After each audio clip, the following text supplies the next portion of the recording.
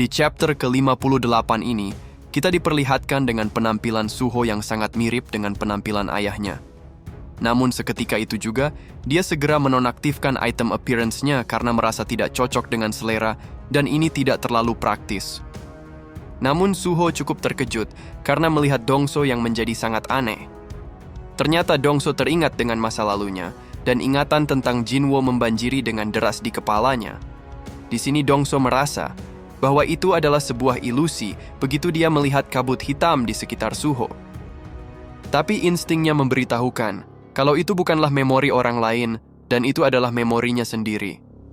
Mata itu sangat familiar bagi Dongso dan dia tahu nama orang yang melihatnya dengan tatapan merendahkan terhadap dirinya. Dongso pun sangat bingung, kenapa dirinya bisa melupakan semua itu hingga saat ini. Sung Jinwo, dialah orang yang mengalahkannya dan membuatnya menjadi seorang bayangan. Di sini Suho cukup terkejut karena Dongso bisa tahu tentang nama ayahnya. Lalu Beru pun langsung berkata, "Grid, apakah dia mengingat memori dari dunia sebelumnya?" Suho juga menanyakan maksud nama Grid kepada Beru. Lalu Beru menjelaskan kalau Dongso itu tidak berhubungan baik dengan sang raja di dunia sebelumnya. Tapi pada akhirnya, Dongso dihabisi oleh sang raja dan menjadi Shadow Soldiers yang bernama Grid. Beru juga yakin kalau Dongso itu pasti sudah mengingat memori masa lalunya. Tapi menurut Suho, apakah seseorang bisa memulihkan memori tanpa Shadow Key yang sedang berada di tangannya? Namun Beru menambahkan, kalau Ketua Jinchul juga berhasil mengingat memori masa lalunya dan dia yakin bahwa itu memang bisa terjadi. Lalu Dongso sudah sangat muak dengan Sung Jinwo dan Sung Suho. Apalagi foto keluarga yang dia temukan di rumah Suho saat itu. Dan Dongso yakin bahwa Suho adalah anak dari Sung Jinwo. Di sini Dongso sempat berpikir, kenapa Jinwo si monster itu tidak aktif sebagai seorang hunter di dunia ini? Dan pasti ada alasan kenapa Jinwo tidak bergerak atau bertindak di dunia ini. Akhirnya Dongso segera melesat dan melancarkan serangan kepada Suho. Namun Suho berhasil menahan serangan kuat dari Dongso tersebut. Black Humanoid itu adalah skill Necromancer yang Jinwo gunakan kepadanya. Dan apabila Suho memiliki kemampuan serupa, Suho itu masihlah seorang pemula, begitulah pemikiran dari Dongso. Ini akan menjadi kesempatan bagus baginya, meskipun itu samar tapi Dongso bisa mengingatnya. Itu adalah memori saat Dongso menjadi budak dan melayani Sung Jinwo. Itu juga merupakan perasaan terhina, yang terpaksa untuk dia pilih. Untuk semua momen penghinaan itu, Dongso akan membuat Sung Jinwo merasakan kehilangan seorang putra. Suho yang sedang menahan serangan dari Dongso segera menanyakan dengan tatapan mengerikan macam apa itu. Lalu tangan Dongso sudah tercabik-cabik dengan serangan cepat dari Suho. Dan tidak hanya sebatas itu saja serangan cepat tersebut, Suho juga segera menambahkan serangan selanjutnya dengan sangat cepat. Dongso pun sudah tertebas dan tertusuk oleh tombak-tombak hitam yang Suho keluarkan. Dongso sendiri sangat heran kenapa tiba-tiba Suho menjadi lebih kuat. Ternyata itu adalah efek stat boosting dari shadow item, dengan banyaknya shadow item yang Suho buat saat menyelesaikan dungeon type of field. Itu bagaikan mekanisme summon, menggunakan bayangan dan bukan item inventory. Suho pun akan berusaha untuk meluaskan metode ini, dan terlihat Dongso tidak berdaya dengan serangan cepat dan dengan banyaknya item-item yang Suho keluarkan. Dengan skill seperti ini, Suho bisa dengan cepat menebas dan menusuk Dongso yang sebagai hunter peringkat S. Dongso pun sangat heran dengan Suho yang bisa dengan bebas menarik keluar senjata. Di sini dia berpikir, apakah Jinwo juga memiliki kemampuan seperti itu? Beru juga bisa merasakan kalau tuan mudanya itu menjadi lebih kuat saat di tengah pertarungan. Bukan hanya dalam level, tapi juga dalam teknik dan insting yang luar biasa. Bahkan Beru sempat berpikir, wahai rajaku, jika aku boleh katakan dengan percaya diri, kalau hari di mana kau akan bertemu dengan tuan muda, mungkin akan segera tiba. Lalu Dongso yang sudah babak belur, sepintas melihat bayangan Sung Jinwo di matanya. Dan kini Suho sudah terlihat dengan sangat jelas bahwa Suho itu memang sangat mirip dengan ayahnya sebagai raja bayangan. Lalu dengan kemarahan yang memuncak, Dongso pun memukul lantai membuat gedung itu meledak dan hancur seketika. Dia tidak menduga bahwa Suho akan sekuat ini, dan Dongso memutuskan untuk kembali terlebih dahulu, lalu menyusun ulang rencananya. Menurutnya, ini bukanlah melarikan diri, dan ini adalah sebuah persiapan untuk menghabisi Suho saja. Dongso akan menyerangnya saat Suho lengah dalam kehidupan sehari-harinya, atau dia akan menculik seseorang yang dekat dengan Suho sebagai sandera. Sekuat apapun Suho, itu tidak akan membantunya.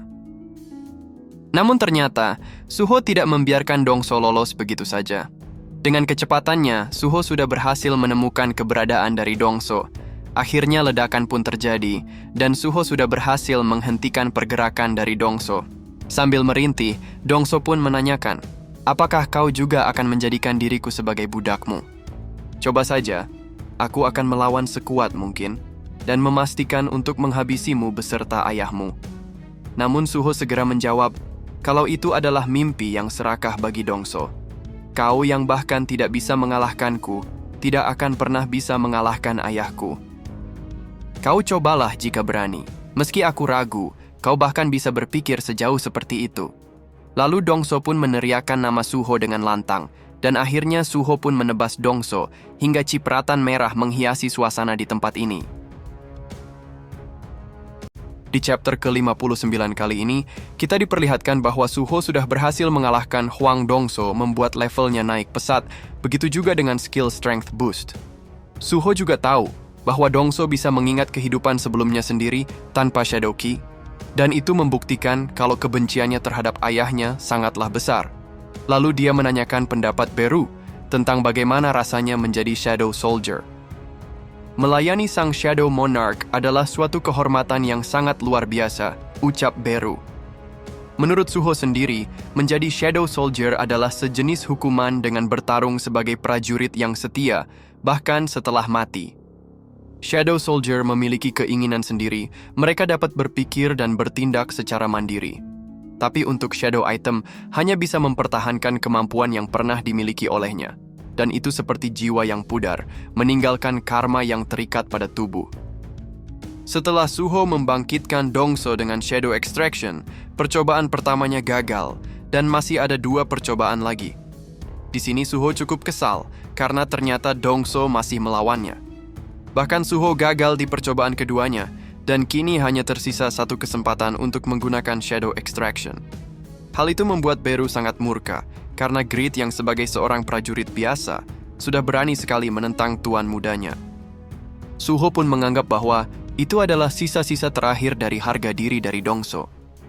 Tidak masalah bagi Dongso untuk terus melawannya, tidak peduli seberapa dalamnya kemarahan dan kebenciannya. Suho tidak ingin memahami seseorang seperti Dongso, karena yang Suho butuhkan hanyalah kekuatan. Akhirnya Suho akan memaksa Dongso untuk memakai kekuatannya demi dunia ini dengan menjadikannya sebagai sebuah shadow item. Di sisi lain, sebuah mobil datang dengan kecepatan tinggi menuju ke lokasi Suho berada. Itu adalah Ketua Jinchul dan Ketua Choi, yang bergegas datang setelah merasakan ledakan di sebuah bangunan kosong. Bangunan ini dekat dengan rumah Suho, dan kemungkinan Suho sedang bertarung dengan seorang penyusup. Mereka kehilangan kontak dengan Suho setelah alarm di rumahnya mati.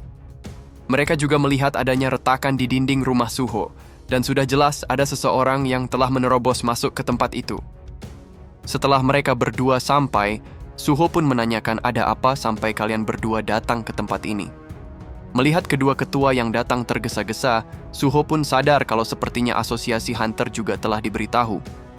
Melihat Suho yang baik-baik saja, Ketua Jinchul pun menanyakan di mana penyusup itu berada. Lalu Suho memberitahukan kalau penyusupnya adalah Hwang Dongso. Ketua Jinchul juga sudah menduganya, dan ternyata itu memang benar Hwang Dongso civilian ranking S itu. Suho juga sudah bertarung dengan begitu sengit, namun dia sudah berhasil mengalahkannya. Di sini Ketua Jinchul sangat terkejut mendengar penjelasan dari Suho, lalu Suho menambahkan bahwa dia sudah menang dan berhasil menjadikan Dongso sebagai shadow item yang bernama Grit. Tipenya adalah Gauntlet dan bisa melancarkan serangan yang memberikan kerusakan besar pada benda padat dengan kekuatan 200%. Setelah beberapa hari, para wartawan mulai berkumpul di sebuah gedung. Tempat ini adalah pengukuran mana dari Asosiasi Hunter, yang setiap harinya selalu dipenuhi oleh para Awakener yang ingin melihat rankingnya. Meskipun ada Hunter yang memiliki peringkat rendah, mereka masih bisa bekerja sebagai penambang di dungeon. Beberapa Awakener tidak berharap untuk ranking S, karena untuk ranking B saja, mereka bisa merubah kehidupannya menjadi lebih baik lagi. Kini Suho juga datang untuk memeriksa rankingnya kembali setelah perburuannya di dungeon tipe field. Dan setelah Suho memeriksa rankingnya, Korea kembali dihebohkan karena sudah melahirkan seorang hunter ranking S kembali. Para media juga sudah tahu kalau Suho adalah hunter yang menerima kebangkitan kedua. Apalagi Suho adalah pahlawan yang bertindak dalam insiden penjara Jisan, dan ini adalah berita eksklusif yang akan menggemparkan Korea bahkan seluruh dunia. Lalu para wartawan mulai mewawancarai Suho dengan pertanyaan-pertanyaan yang sudah mereka siapkan. Ketua Jinchul yang melihatnya dari kejauhan, kini sudah mempercayai Suho dengan janjinya yang akan bertambah kuat dalam beberapa bulan saja. Menurut Ketua Choi, ini sudah diprediksi dan Suho akan menjadi hunter tingkat nasional jika dia terus mendapat kecepatan seperti ini dalam waktu singkat. Dengan ini semua, dasarnya sudah terbentuk dan sekarang adalah waktunya untuk pindah ke tahap selanjutnya. Suho akan menghabisi semua sisa dungeon tipe field di Korea, dan guild yang tersisa di Korea harus bergabung dalam operasi ini. Selebihnya, asosiasi harus mengumpulkan kekuatan hunter di seluruh dunia. Semua itu harus dilakukan agar mereka semua bisa menjadi kekuatan bagi Suho, meskipun itu akan memerlukan waktu yang cukup lama.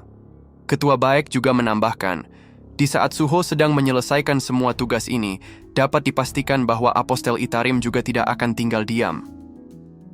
Stardust juga sudah dilabeli ilegal oleh Asosiasi Hunter, namun barang itu masih terus menyebar dan kini barang tersebut sudah berevolusi menjadi Star Fragment. Mereka yang menggunakannya menghindari penyelidikan, seolah-olah mereka bisa tahu semua pergerakan dari Asosiasi Hunter. Jika mereka bersembunyi dan bisa menutupi identitasnya di dekat Asosiasi Hunter, kita akan mempersempit siapa yang bisa kita percayai mulai dari sekarang. Dan dapat dipastikan, musuh yang kita hadapi sepertinya lebih ahli dari dugaan kita, ucap Ketua Jinchul. Di sisi lain, Park Do-jin yang sedang menyaksikan Suho yang sudah berkembang dengan sangat pesat, langsung menghilang dari sana dan segera menuju sebuah dungeon tipe field lain. Di dalam dungeon tipe field ini, banyak para bawahannya yang sedang melakukan eksperimen terhadap monster. Lalu Apostel menyuruh mereka untuk berhenti dan segera berkumpul karena ada yang ingin dia sampaikan. Menurut Apostel Itarim, sekarang tidak ada lagi hunter ranking A yang bisa melawan pengaruh Star Fragment, sama seperti Lee Min-sung. Namun masalahnya adalah dengan tingkat pemurnian Star Fragment yang masih belum cukup untuk mengubah hunter ranking S menjadi pengikutnya. Apalagi sejak Suho menjadi hunter ranking S, dia semakin gencar untuk memperluas wilayah operasinya. Sejak hari itu, Suho mengambil alih satu demi satu guild hunter lainnya. Suho itu seperti sedang mengajukan sebuah permainan dengan perebutan wilayah kepada Apostel Itarim. Permainan yang dimana pihak yang bisa mengumpulkan hunter yang lebih kuat yang akan menang. Karena Suho telah mengumpulkan hunter ranking S, merekrut pengikut di dalam negara Korea ini akan begitu sulit untuk sekarang. Apostel pun berpikir, jika aku melawannya langsung dan tidak bergabung dalam permainannya, apa aku akan bisa memiliki kesempatan untuk menang? Apalagi pada titik ini, aku bahkan tidak bisa menilai tingkat perkembangan Suho. Bahkan jika aku mengorbankan semua pengikutku, aku mungkin tetap tidak akan bisa menang. Tapi jika saja fragmen keempat tiba, tujuan untuk mendapatkan kekuatan kegelapan suatu saat akan mengarah langsung kepada Suho. Apostel Itarim ingin memenangkan permainan ini begitu fragmen keempat tiba, apalagi jika fragmen kelima juga sudah datang, pasti itu akan menjadi lebih mudah baginya. Tiba-tiba ada seseorang yang memanggilnya, dan dia sangat bersyukur bisa bertemu dengan Hunter Park Do-jin. Wanita itu tidak percaya bisa bertemu dengannya. Di dalam dungeon tipe field ini, wanita ini menjelaskan bahwa dirinya adalah seorang hunter yang terpisah dari partinya dan kini dia bisa tertolong karena sudah bertemu dengan hunter ranking S seperti Park Do-jin di tempat seperti ini. Saat wanita ini ingin ikut bersama Park Do-jin, tiba-tiba Park Do-jin segera menyerangnya dengan sangat telak. Menurutnya, dungeon ini adalah milik Guild Reaper, dan tidak boleh ada hunter yang bisa masuk sembarangan ke sini. Park Do-jin pun segera menanyakan, "Siapakah kau ini?" Dan si wanita yang segera memulihkan diri, menjawab kalau kau punya insting yang sangat bagus. Tapi menyerang tanpa mengatakan apapun adalah sebuah tindakan yang sangat kasar. apakah di tempat asalmu tidak ada budaya basa-basi Hunter Park Dojin, atau lebih tepatnya aku panggil dengan sebutan Apostel Itarim, ucap si wanita. Ucapan dari si wanita itu membuat Park Dojin sangat terkejut, lalu menanyakan siapakah kau sebenarnya.